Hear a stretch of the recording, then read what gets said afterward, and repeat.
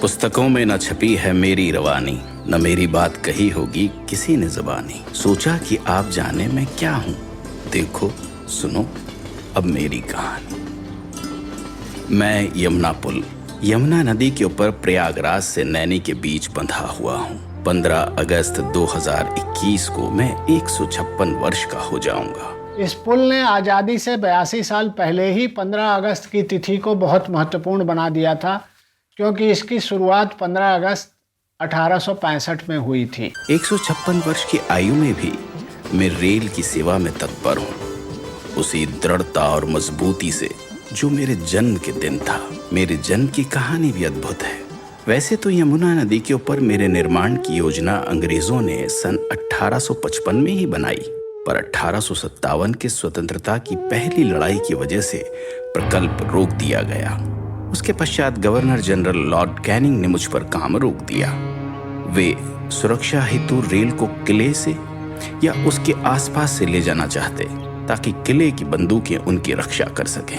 पर 1859 तक तकनीकी कारणों से ये विचार छोड़ दिया गया और मेरा निर्माण शुरू कर दिया गया। मेरे निर्माण के समय की भी एक रोचक कहानी है। ये जब पुल बन रहा था तो बार बार ये गिर जाता रहा। तब इसके बाद जो है ये इंजीनियर जो है इसे जूता मॉडल बनाया पानी के बहाव के लिए, कि ये फिर बनने के बाद पानी सीधे जाने लगा। इस एक पिलर को बनाने में लगभग 20 महीने लग गए। आज भी ये अद्वितीय पिलर मुझे थामे हुए खड़ा है। मेरे निर्माण के कई वर्ष पश्चात रेल पटरियों के नीचे बैलगाड़ी और अन्य वाहन के लिए रोड भी बनाया गया, जो आज भी वाहनों के यातायात के लिए इस्तेमाल किया जाता है। मेरे निर्माण के समय मुझ पर एक ही पटरी चलती थी, पर यह रेल इंजीनियर्स की दूरदृष्टि ही थी कि जब 50 वर्ष बाद दूसरी पटरी बिछाने का निर्णय लिया गया, ढांचे की मजबूती इतनी थी कि बिना कोई बाधा दूसरी पटरी बिछाई गई। मेरे ऊपर चलती ट्रेनों ने न सिर्फ इलाहाबाद को नैनी से जोड़ा, उत्तरी भारत को भी पूर्व भारत से जोड़ दिया।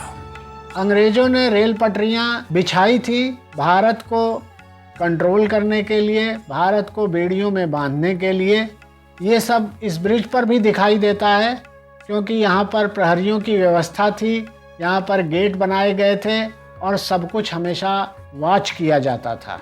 गौ घाट यानी इलाहाबाद की तरफ और दूसरी छोर नैनी की तरफ एक वक्त में गेट लगे रहते, और जो ट्रेनें गुजरती उनसे टोल वसूल कर ही मुझ पर चलने दिया जाता। भारतीय रेल ने इन गेट्स को उखाड़ फेंक दिया है। ऊपर रेल, नीचे रोड, उसके नीचे यमुना पर बोट, ऐसे एक साथ 3 विभिन्न यातायात प्रणाली मेरे सौजन्य से चलती है।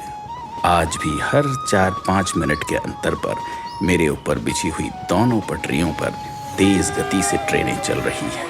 मुझ पर से गुजरने वाली मालगाड़ियां भारत की अर्थव्यवस्था को बहुत बड़ा योगदान देती हैं, और यात्री ले जाने वाली ट्रेनें इस देश की जनता, सभ्यता और संस्कृति को जोड़ती है। ये रेल कर्मियों की तत्परता, मेहनत और निष्ठा ही है कि लगातार 156 वर्ष से मेरी देखरेख और रखरखाव में कोई कमी नहीं आई और मेरी देश सेवा बरकरार है। नैनी ब्रिज एक 900 मीटर लंबा स्टील स्ट्रक्चर है।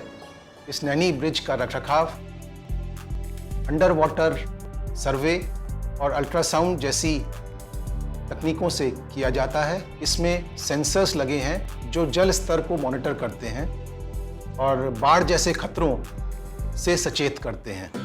सन 2004 में नए यमुना रोड पुल का निर्माण हुआ और उस पर यातायात शुरू हो गया। हालांकि आज मुझ पर भारी वाहन नहीं चलते, छोटे वाहन और रेल से प्रयागराज और नैनी को मैंने ही सुचारू रूप से जोड़ा हुआ है।